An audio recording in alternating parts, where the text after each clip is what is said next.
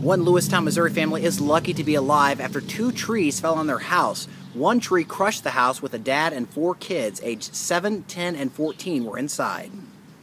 Crunching, I mean, just wood breaking, and just, I don't know, you don't really listen to the sounds, because I guess I was more tuned in on the kids, and I really didn't hear the tree come. I just remember everything falling on my head, is what I really remember. I don't remember hearing any sounds other than the kids screaming and getting back to the living room where they're at and trying to get them together and safe.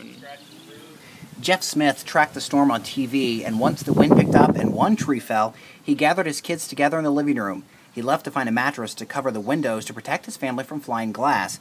That's when the second tree crashed into the house. And it's terrifying because when you got 4 kids in one room, you're in another room, and you're trying to get to them and stuff is falling on your head. Most of that stuff was blown-in insulation. You couldn't hardly talk because it was in your mouth and your eyes. You couldn't see because your face was covered.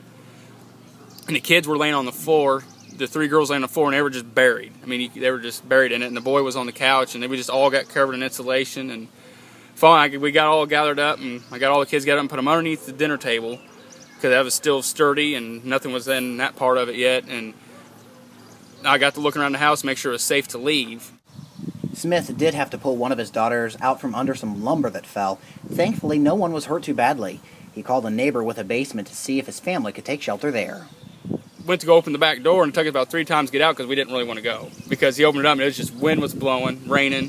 Finally, we got in the truck, and we had to just, go over limbs and everything, get to the neighbor's house with the basement. And after that, it was pretty smooth sailing because the storm was over. But not before destroying his house and just about everything inside. What condition is the house in then? It's totaled.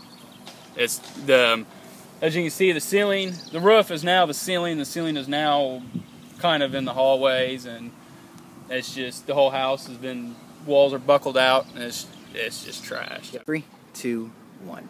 Smith has friends in the county with a full basement, even a kitchenette down there, so they have a place to stay until they get back on their feet.